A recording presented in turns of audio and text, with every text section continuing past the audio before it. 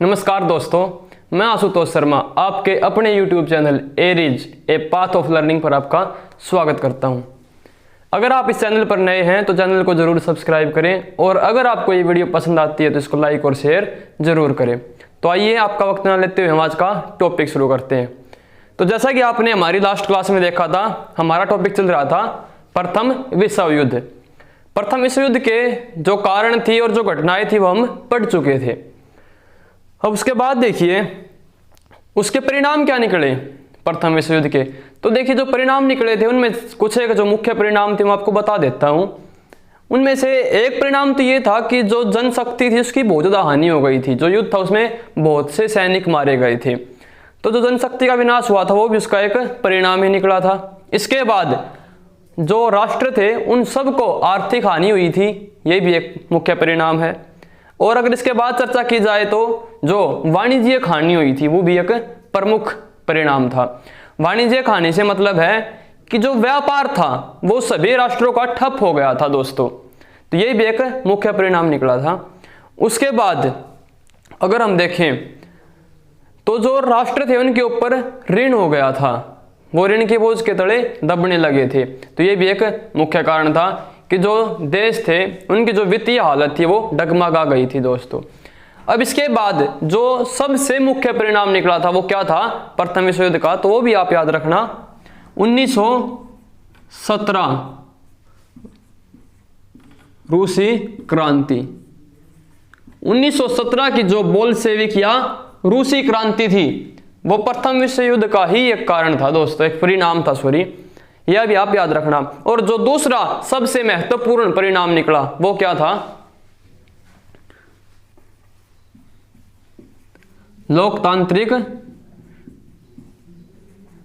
सरकारों की स्थापना। लोकतांत्रिक सरकारों की स्थापना, तो यह भी एक महत्वपूर्ण परिणाम था दोस्तों, आप याद रखना। क्योंकि जो जनता थी उनने देख लिया था कि राज्य की में होनी जानी बस में होनी, तो इसलिए लोकतांत्रिक सरकारों की स्थापना होनी शुरू हो गई थी। जो लोग थे वो जागृत हो चुके थे। तो ये दो सबसे महत्वपूर्ण परिणाम थे प्रथम विश्व युद्ध के। अब इसके बाद देखिए हमने देखा था कि जर्मनी था, ऑस्ट्रिया था, हंगरी था, बुल्गारिया था, तुर्की था, उसने समर्पण कर दिया था। उसके बाद हम आ गए थे पेरिस सम्मेलन पर। तो आइए हम उस क्लास को कंटिन्यू करते हैं। और हाँ, आज का जो अपना टॉपिक है पेरिस सम्मेलन, वर्साय की संधि, न्योले की संधि, हम इनको जानते हैं। तो आइए दोस्तों,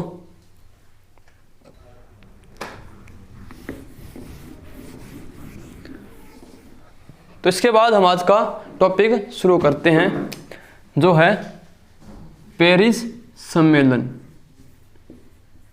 या पेरिस समझौता।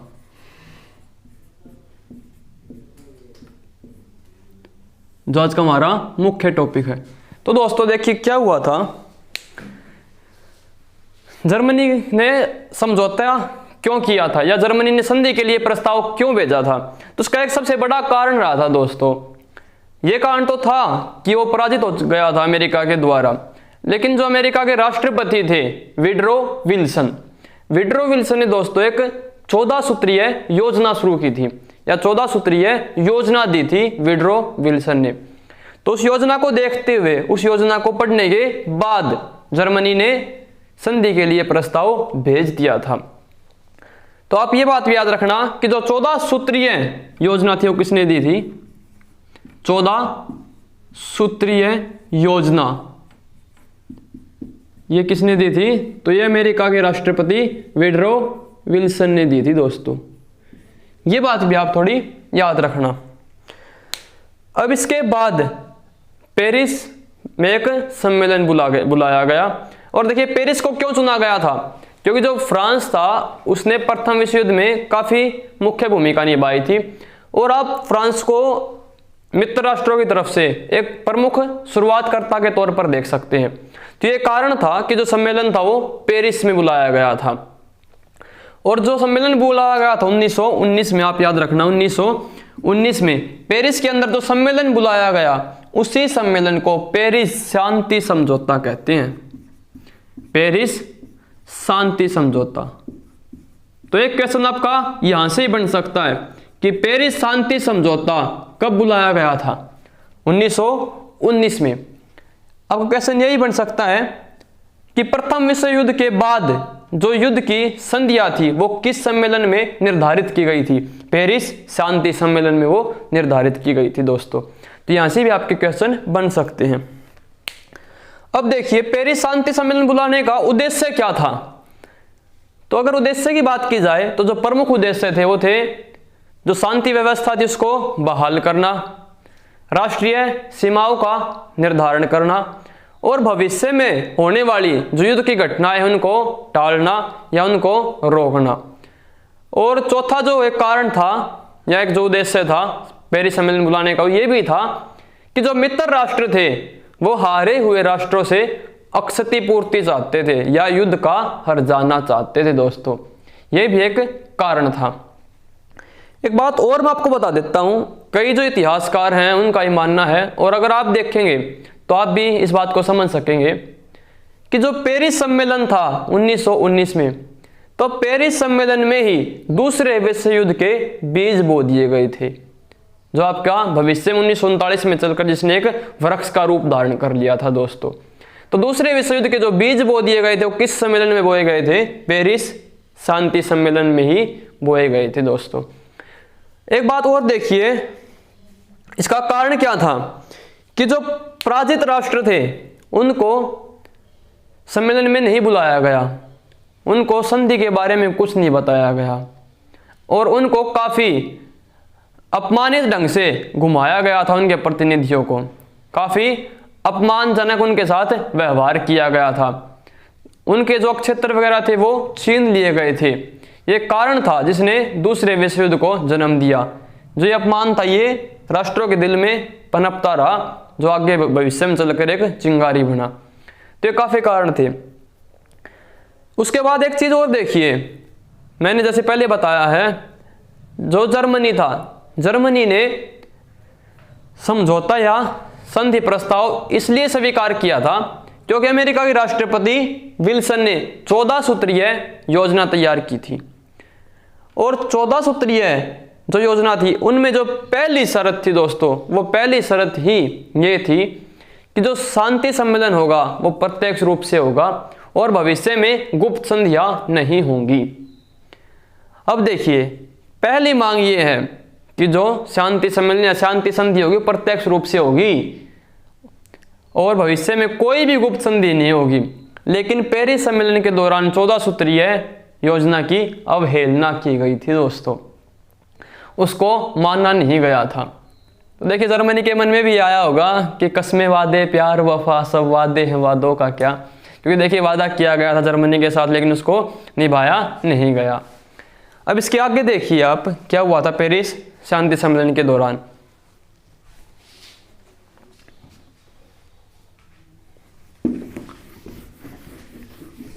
तो देखिए दोस्तों, पेरिस सम्मेलन के दौरान आपकी कुछ संधियां हुई थी, जिनमें से जो मुख्य उनके बारे में आज हम चर्चा करेंगे। तो उनमें से जो सबसे पहली संधि थी हम उसकी बात करते हैं, जो काफी प्रसिद्ध भी रही है, वर्साई की संधि।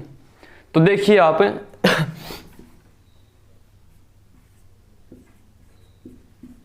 वर्साई की संधि।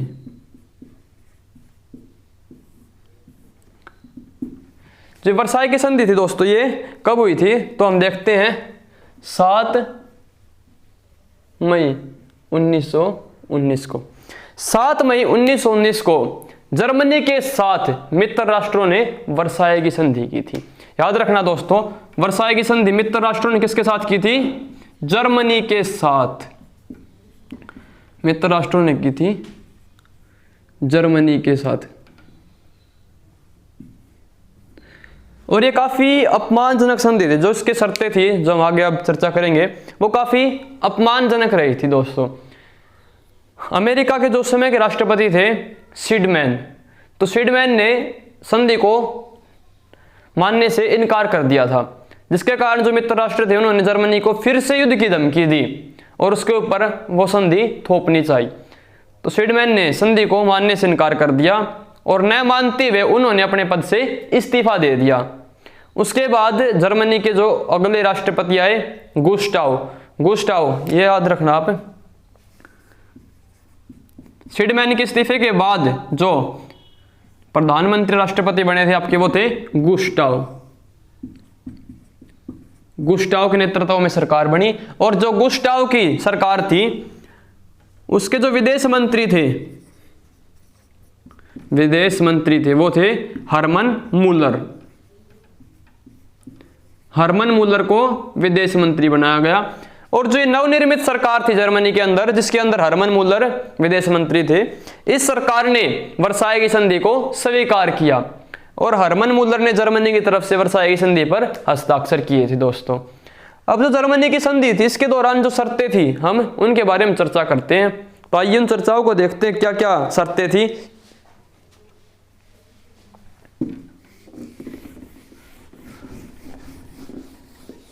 सबसे पहले तो आप ये बात जरूर याद रखना कि जो वर्साई की संधि थी वो किसके साथ हुई थी, तो वो दोस्तों जर्मनी के साथ हुई थी।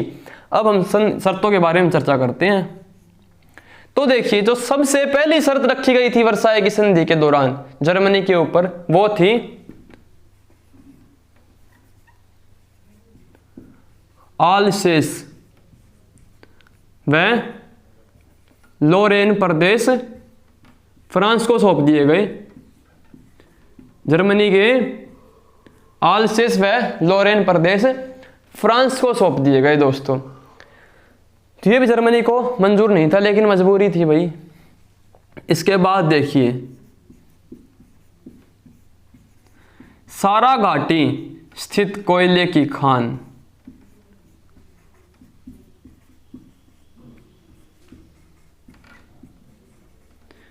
सारा घाटी स्थित जो कोयले की खान थी वो भी फ्रांस को दे दी गई।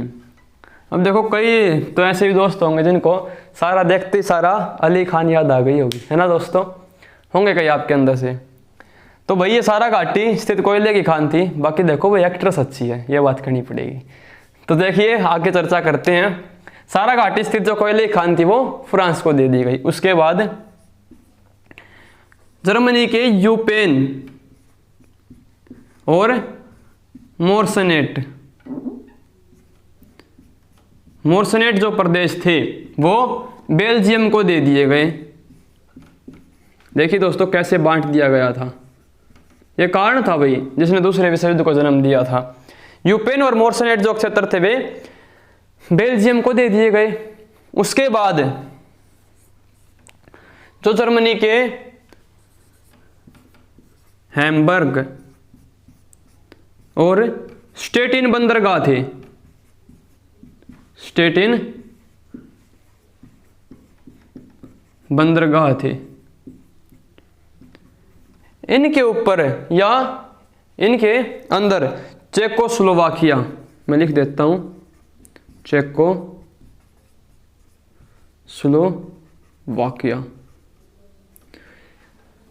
हैम्बर्ग और स्टेटिन बंदरगाह थे, उनके ऊपर चेकोस्लोवाकिया को व्यापार के लिए स्वतंत्र अक्षेत्र उपलब्ध करवाया गया दोस्तों। तो ये भी कारण था। देखिए आप देख रहे हैं, जहां से जर्मनी को आय होती थी वो सारे प्रदेश आपस में बांट लिए गए थे यहां।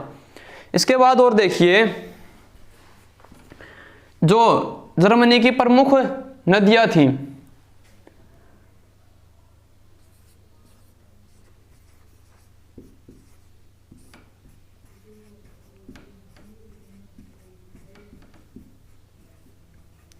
डेन्यूब थी, जैसे ओडर थी, निमन थी, या जो एल्ब नदी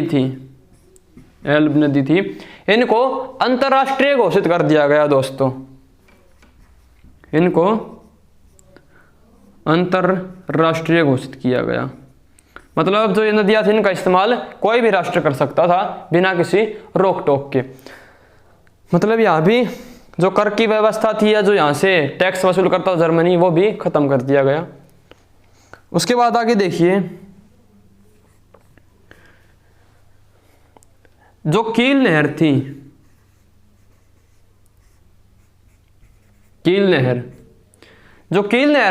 नहर को सभी राष्ट्रों के लिए या सभी राष्ट्रों के जहाजों के आवागमन के लिए स्वतंत्र रूप से खोल दिया गया। मतलब जो कील नहर थी, यहां से भी जर्मनी अब टैक्स वसूल नहीं कर सकता था दोस्तों। तो ये भी कारण थे। और देखिए क्या क्या कारण रहे इसके।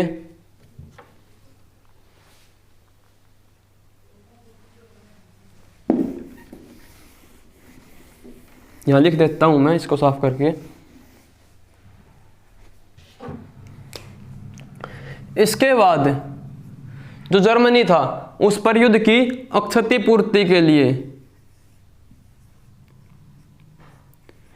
युद्ध की क्षति पूर्ति के लिए 5 अरब डॉलर का जुर्माना थोपा गया। 5 अरब डॉलर और 10 साल तक कोयला उपलब्ध करवाना था जर्मनी को, मित्र राष्ट्रों को। देखिए, और इसके लिए उन्होंने एक शर्त थी उनकी। उन्होंने कहा था, या एक कंडीशन लगा सकते हैं यहाँ पे, उन्होंने कहा था युद्ध की क्षतिपूर्ति तो जर्मनी को देनी ही पड़ेगी, लेकिन उसके लिए एक आयोग का गठन किया जाएगा, और जब तक उस आयोग का गठन नहीं होता तब तक जर्मनी को 5 अरब डॉलर का कोयला लगातार 10 वर्षों तक उपलब्ध करवाना पड़ेगा मित्र राष्ट्रों को। तो देखिए यहाँ भी उसके ऊपर इतना भारी हर्जाना या जुर्माना थोप दिया गया, इतनी भारी एक रकम थोप दी गई। जबकि जो प्रथम विश्व युद्ध था उसके कारण सभी राष्ट्रों की जो वित्तीय स्थिति थी वो बेहद दयनीय हो गई थी दोस्तों, लेकिन उसके बाद भी इतना भारी जुर्माना सौंपा गया। और इसके बाद देखिए,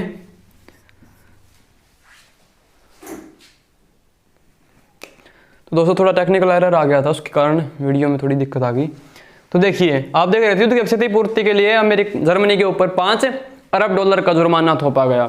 इसके बाद आगे देखिए दोस्तों, जो जर्मनी के उपनिवेश थे, जो लगभग 12,50,000 वर्ग मील का क्षेत्र था दोस्तों। जर्मनी के जो उपनिवेश थे 12,50,000 वर्ग मील का जो क्षेत्र था, इसको ब्रिटेन, फ्रांस, जापान, बेल्जियम आदि देशों ने आपस में बांट लिया। यहां से जर्मनी को करोड़ों की आय होती थी, और वो उपनिवेशिक जो क्षेत्र थे वो ब्रिटेन, फ्रांस, जापान आदि जो मित्र राष्ट्र थे उन्होंने आपस में बांट लिए। तो देखिए दोस्तों, और एक और जो इसका था मैं वो भी बता देता हूं आपको, एक और कारण याद आ रहा है।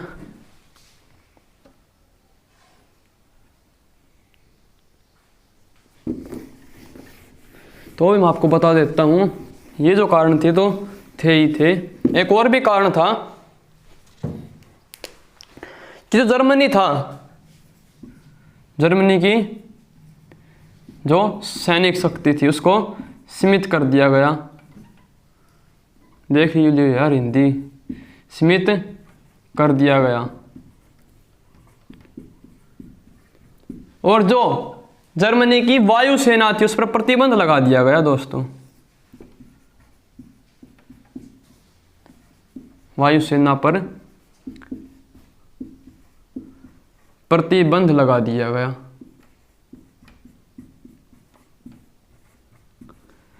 तो ये जो शर्तें थी जो आपने वर्साई की संधि में देखी थी दोस्तों। देखिए, यहां से आपको क्वेश्चन आ सकता है, या आपके जीएस पेपर 1 में आ सकता है आपके, अगर आप एक ग्रुप की तैयारी कर रहे हो, यूपीएससी की तैयारी कर रहे हो आप, तो यहाँ से जो जीएस पेपर 1 है वहाँ पे क्वेश्चन बन सकता है। प्रश्न आ सकता है आपके कि द्वितीय विश्व युद्ध में वर्साई की भूमिका पर प्रकाश डालिए, या द्वितीय विश्व युद्ध में वर्साई की भूमिका को चिन्हित कीजिए। तो देखिए, जो वर्साई की भूमिका थी, वर्साई की संधि, वो ये सब थी, ये सब जो शर्तें थी ये कारण थे कि जर्मनी ने फिर से दूसरे विश्व युद्ध में एक बार फिर से जो एक्सिस पावर थी उसका नेतृत्व किया और दूसरे विश्व युद्ध का आगाज किया था। तो देखिए आप देख रहे हैं, इतनी शर्तें थोप दी, आखिर जर्मनी क्या क्या भूलता, इतनी शर्तें थोप दी यार। अपने इसके जो क्षेत्र थे आप वो लेके चले गए, जो इसका इनकम का सोर्स था वो आपने छीन लिया, और ऊपर से उसके ऊपर इतना बड़ा जुर्माना डाल दिया। आखिर क्या क्या भूलता दोस्तों जर्मनी। एक शायरी याद आ रही है इसी बात से,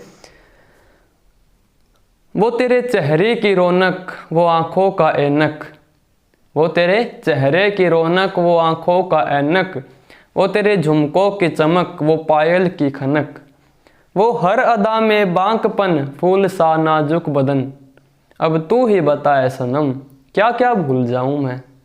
तो देखिए दोस्तों, जर्मनी क्या क्या भूल जाता, इतनी शर्तें थोप दिया आपने। मतलब ये बेहद अपमानजनक संधि थी जिसने दूसरे विश्व युद्ध को जन्म दिया था, आप ये कह सकते हैं। उसके बाद और भी काफी संधियां हुई थी सम्मेलन के दौरान, आइए उनके बारे में भी चर्चा करते हैं।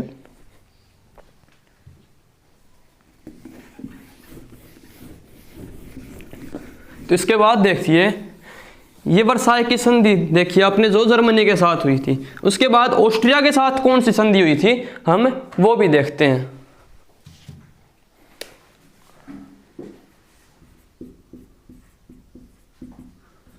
जो ऑस्ट्रिया था, ऑस्ट्रिया के साथ सेंट जर्मन की संधि हुई थी दोस्तों, सेंट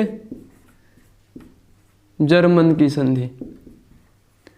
अब देखिए आपसे पूछ लिया जाए कि जो सेंट जर्मन की संधि थी वो मित्र राष्ट्रों ने किस देश के साथ की थी, तो जर्मन देखते ही आपके मन में आंसर आएगा कि जर्मनी।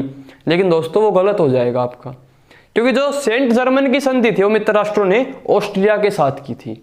और ये कब की थी, तो ये हुई थी 10 सितंबर 1919 को।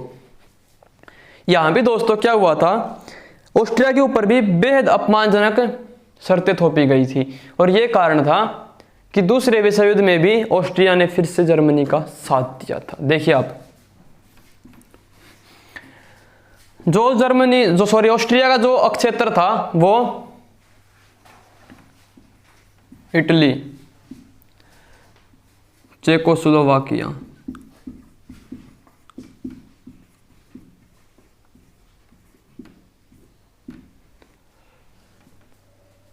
और रोमानिया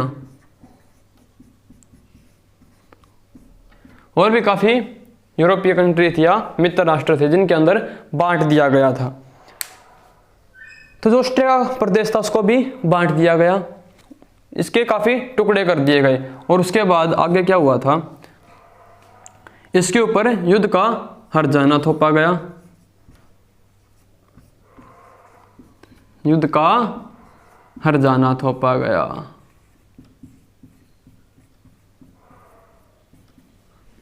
और जो इसकी सैनिक शक्ति थी उसको भी सीमित कर दिया गया। सैनिक शक्ति को कितना कर दिया गया था, तो 30,000 सैनिक शक्ति सीमित कर दी गई। मतलब 30,000 से ज़्यादा आप सैनिक नहीं रख सकते थे। तो ये भी देखिए दोस्तों एक कारण था। और इसके साथ साथ क्या हुआ था, और दूसरा कारण था अगर देखा जाए इसका, तो एक कारण ये भी था कि जो नौसेना है, नौसेना पर प्रतिबंध, ऑस्ट्रिया की नौसेना पर प्रतिबंध लगा दिया, जर्मनी की वायुसेना पर प्रतिबंध लगाया था, जो आपने देखा था। तो मुख्यतः ये कारण थे। और सबसे मुख्य जो कारण था वो यही था कि जो ऑस्ट्रिया का साम्राज्य था उसको कई टुकड़ों में बांट दिया गया दोस्तों। जो आपके मित्र राष्ट्र थे उन्होंने कई टुकड़ों में बांट लिया। तो आप ये देख रहे हैं ये मुख्य कारण थे। और ऑस्ट्रिया और मित्र राष्ट्रों के बीच सेंट जर्मन की संधि हुई थी। कब हुई थी, 10 सितंबर 1919 को। तो इसके बाद कुछ और भी संधियां हैं, उनको देखते हैं हम आगे।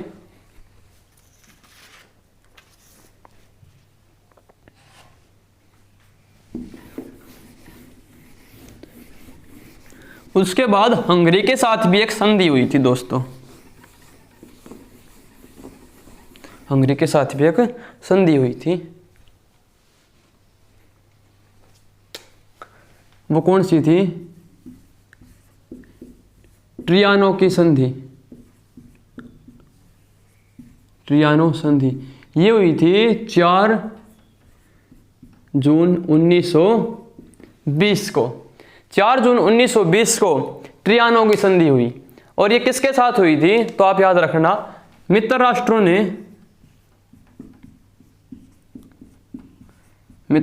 ने ये संधि की थी हंगरी के साथ। तो भाई आज काफ़ी एरर आ रहे हैं यार, पता नहीं मेरी वीडियो में ये क्यों हो रहा है, लेकिन कोई बात नहीं, चलो हम कंटिन्यू करते हैं एक बार फिर से। तो देखिए हम ट्रियानो की संधि देख रहे थे। जो ट्रियानो की संधि थी वो 4 जून 1920 को हुई थी और किस किस के बीच हुई थी? वो मित्र राष्ट्रों और हंगरी के बीच हुई थी दोस्तों, ये बात आप याद रखना। मित्र राष्ट्रों और हंगरी के बीच हुई थी आपकी ट्रियानो की संधि। अब देखिए इस संधि की जो शर्तें थी वो भी मैं आपको बता देता हूँ। इस संधि की जो शर्तें थी उनके अनुसार पहली शर्त थी कि जो नौसेना थी उसको ख़त्म कर दिया गया, हंगरी की भी नौसेना शक्ति को ख़त्म कर दिया गया। जो हंगरी था इसके ऊपर भी युद्ध की क्षतिपूर्ति के लिए हर्जाना थोपा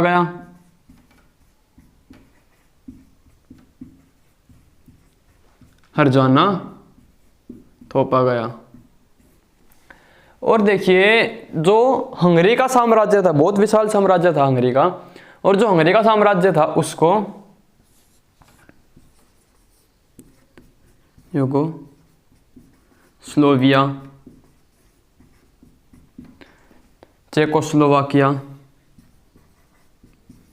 चेकोस्लोवाकिया और रोमानिया में आपस में बांट लिया। रोमानिया आदि राष्ट्रों ने आपस में बांट लिया इसके साम्राज्य को। और देखिए आप इस बात से इसका अंदाजा लगा सकते हैं कि इसके कितने टुकड़े किए गए थे। और भी मित्र राष्ट्र थे उन्होंने आपस में बांट लिया था, लेकिन ये मुख्य बताए मैंने आपको।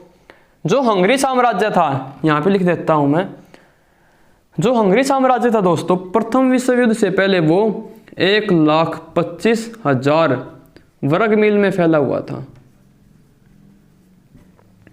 1,25,000 वर्ग मील में फैला हुआ था। लेकिन इस संधि के बाद जो बचा मात्र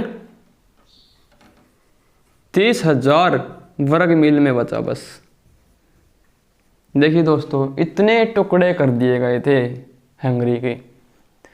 प्यार मोहब्बत के किस्से बेकार हुए, हमने भी ये तब जाना जब दिल के टुकड़े 1000 हुए। तो देखिए इतने टुकड़े कर दिए गए हंगरी के। तो यहाँ से भी हम देख सकते हैं कि कैसे दूसरे विश्व युद्ध की तरफ बढ़ रहे हैं हम, क्योंकि सारी जो भी शर्तें थी ये काफ़ी अपमानजनक थी और जो राष्ट्र थे उनको बिल्कुल भी स्वीकार नहीं थी। और जो राष्ट्र थे उनको सम्मेलन में बुलाया भी नहीं गया था, उनसे ना तो कोई चर्चा की गई थी इस बारे में। मित्र राष्ट्रों ने एक प्रारूप तैयार किया था और वो सीधा जो पराजित राष्ट्र थे उनके ऊपर थोप दिया गया था। तो ये थी आपकी ट्रियानो की संधि। अब इसके बाद कुछ एक और भी संधियाँ आपकी जो बची हुई हैं वो भी देखते हैं हम आज की इस वीडियो में ही। जो मुख्य संधियाँ उनके ऊपर चर्चा की जाएगी। तो जो अगली संधि थी आप उसको देखिए।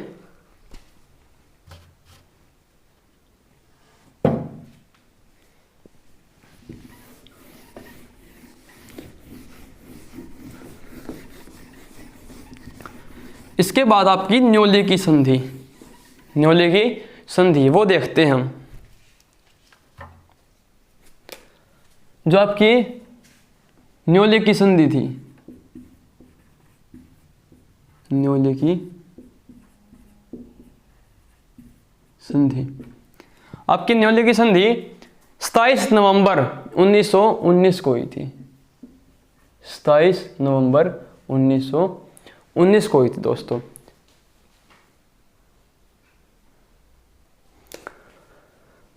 तो जो न्योले की संधि थी ये किसके बीच हुई थी? ये हुई थी दोस्तों मित्र राष्ट्र और बुल्गारिया के बीच।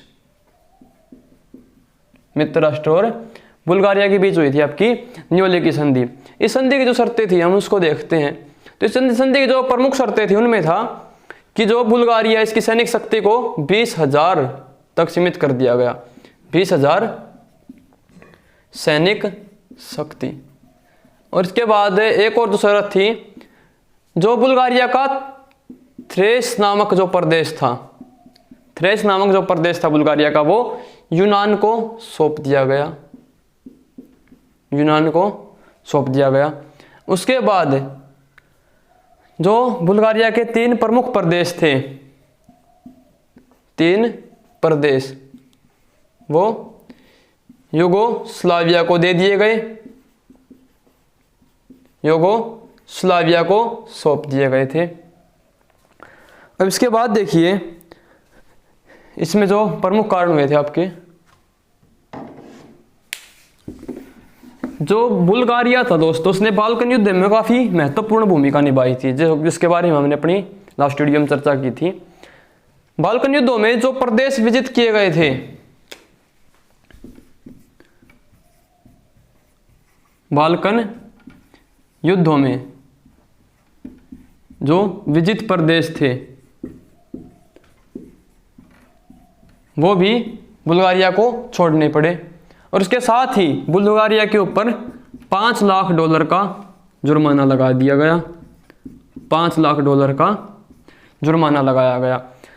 तो ये न्योले की संधि थी, और ये बुल्गारिया के ऊपर जो शर्तें थोपी गई थी वो थी। अब इसके बाद जो आज की अंतिम संधि है हम वो देखते हैं।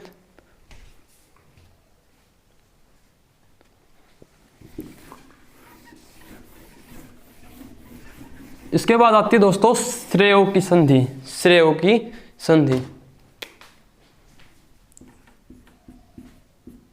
जो श्रेयो की संधि थी ये 10 अगस्त 1920 को हुई थी।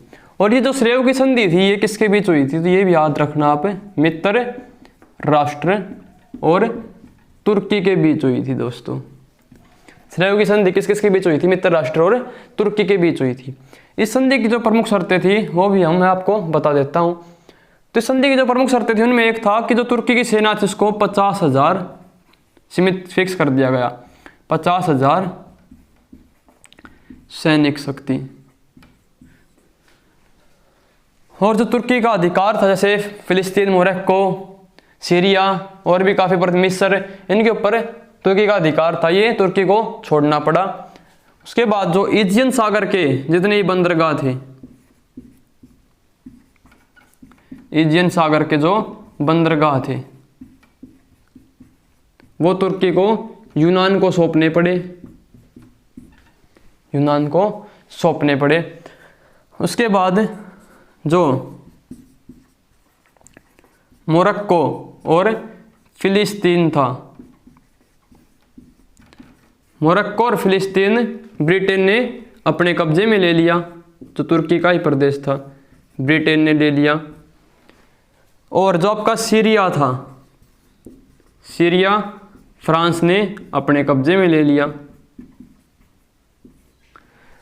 और जो तुर्की की नौसेना थी, तुर्की की नौसेना को ख़त्म कर दिया गया, नौसेना को ख़त्म कर दिया गया।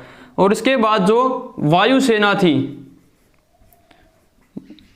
वायुसेना के ऊपर मित्र राष्ट्रों ने अधिकार कर लिया। उसके बाद देखिए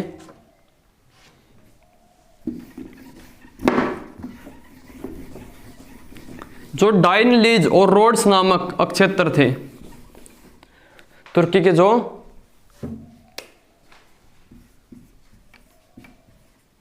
डाइनलीज और रोड्स नामक अक्षेत्र थे, ये इटली को सौंप दिए गए, ये इटली को सौंप दिए गए दोस्तों।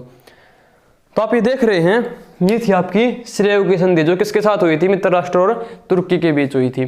तो ये शर्तें थी जो तुर्की के ऊपर थोपी गई थी, और तुर्की का जो विस्तार था उसको भी काफी कम कर दिया गया और बेहद सीमित कर दिया गया।